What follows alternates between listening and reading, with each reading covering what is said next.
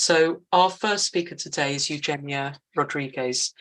She is a journalist and spokesperson of In the Right Body, a campaign against the mutilation of children, based on the lie of sex change. She also cooperates with other campaigns, groups and collectives focused on the rights of women. And the title of Eugenia's talk is Dear UN, It's Us and Our Children or Them. What we need UN to do regarding the erasure of sex. So thank you so much, Eugenia, and over to you. On July 24th, a meeting between Rim Al-Saleh, UN's Special Rapporteur on Violence Against Women and Girls, and a small group of Brazilian women happened at Zoom. As some of you might know, the Brazilian government postponed her official visit to our country that would happen this month. Officially, the reason was the busy agenda of our government, and this wouldn't be a cancellation. But we all know the pressure upon our government from trans rights activists and their supporters, and that RIM was labeled internationally as transphobic. Plus, trans activists are aware that Brazilian collective Soma and Correnteza Feminista compiled and sent RIM more than 300 cases of coercions of attempts of silencing came from these men and their supporters, including mine. Mrs. Rim told us she asked for new time schedules from the Brazilian government, and she's waiting for the response.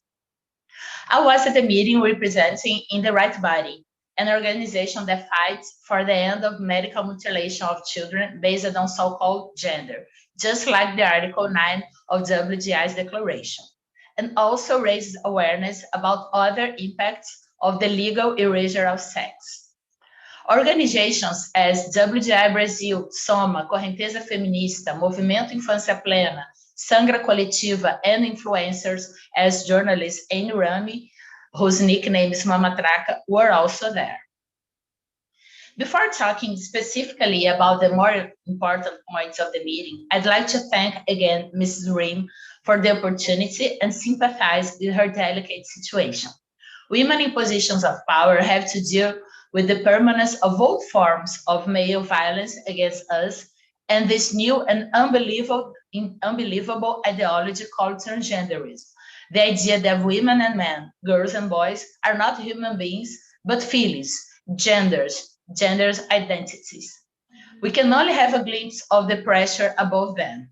Plus, I'd like to point out her kindness and patience, and that and also thank the brave women that were there, most of them showing their faces and real names. After the usual introductions, Mrs. Rim started the meeting stating that, unlike her detractors have been saying, she is in favor of abortions, the so-called LGBTQIA+ community, including trans women, and the end of parental alienation. She insisted that her views about these issues are public and can be easily found online, and regarding the second topic, she just believed that, in some cases, women born female should have the rights to separate spaces. Mrs. Rim insisted on the need of having public and honest conversations about rights based on sex and rights based on gender, and invited us to send suggestions of people and organizations in Brazil she should approach. Then we all have some minutes to speak.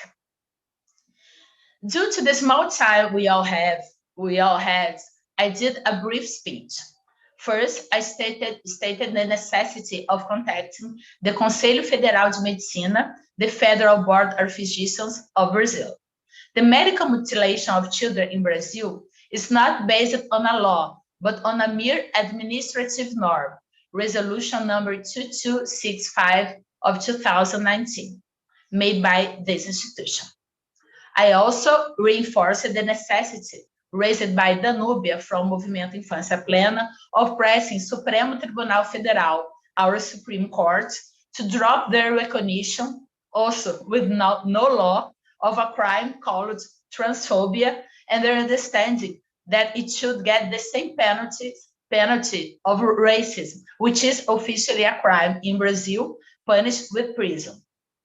Finally, I stated, with all due respect, the impossibility of having at the same time rights based on sex and gender identity, or any other words that erasure or diminishes the reality of sex. I'm saying this not only as an activist and a person that studies these issues for a long time, but also as a woman graduated in law. I am graduated in law and journalism. And I'm sure that every lawyer that studies these issues for even some months will arrive at the same point. It's not possible.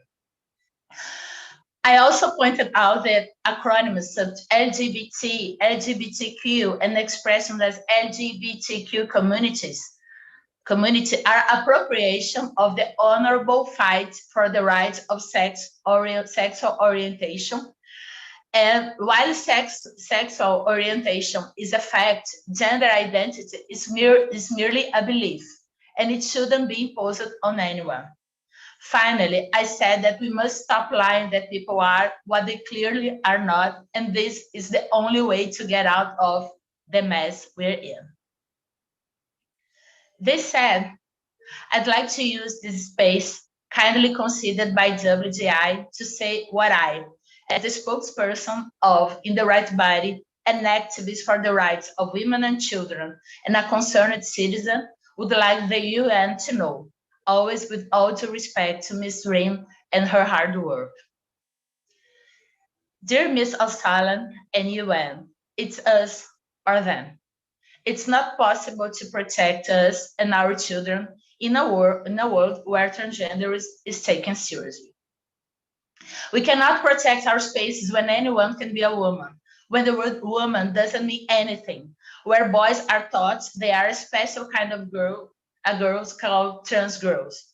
Even if we create spaces for men that call themselves transgender, transsexual, gender fluid, non-binary, agender, etc., and I'm not against this creation, we would still be charged and punished and prosecuted for the sole reason of telling the truth that they are men, which they clearly are, and will be forever, even if they castrate themselves. The same goes for women that identify as men or other labels. This is a fact. This is not a lack of respect, and any honest conversation should start by this.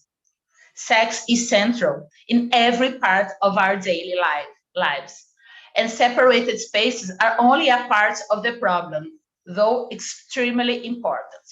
Sex matters to statistics, to how medicines and treatments work on our body, how some diseases show, how vaccines function. Even being on this issue for 10 years, I still get new examples of how much sex is important and how serious this erasure is. The same goes for children. We cannot protect our children when they are told they can change sex or gender, that they can choose their pronouns, that their feelings supersede reality. This is lying for them. They deserve better. Even if we outlaw these medical interventions in their bodies, as some few states of USA manage to do it, and of course we fight for this prohibition, it's not enough. Parents that live in these states are flying to California in order to take their sons and daughters to these clinics, and would fly to other countries, all because they believe that trans is real. No, it's not. The discomfort or confusion of someone with his or her body is real. And everyone should have the rights of medical health care to deal with that, as it happens with any mental health issue. But sex change is not possible. Thus, being trans and its derivatives as transsexual, transgender, transsexuality, transphobia are made up words and not facts. What we really need to know, what we really need the UN to know, is that we will never give up of being recognized and as fully human beings, not feeling not academic concepts, not medical concepts, not parts of bodies. And we will never stop protecting our children. This is what we really need UN to know. Thank you.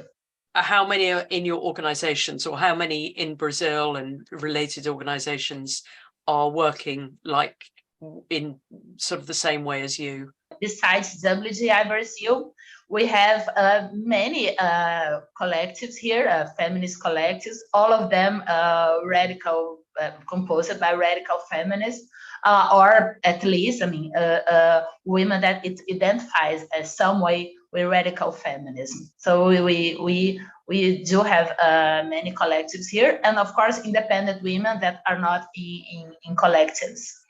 Yeah, and in terms of Brazil, how are things going? Is the Brazilian government, the new Silva, is it has he woke lefty? Although I know it's good that he's in. What's happened with that? It's been such a nightmare. And they work so quickly. This week I got there is this federal norm about healthcare, public healthcare, and it's all about destroying the binary and mutilation of children. That of course they call it transition, when of course we know that no transition exists because sex is immutable, and things are very hard for us in Brazil. And I do think that maybe this is gonna be the worst government for us in terms of sex-based rights. Trans rights activists and their supporters, they were already in the other administration of Lula, also in Dilma, and they're getting stronger and stronger. And the situation here is pretty bad. We do have at least one woman that already spoke with you, which is being formally prosecuted by transphobia. And as I said, the thing here is so surreal that we have laws of predicting crimes. Crimes here are predicted in law, as I think that in any democratic country.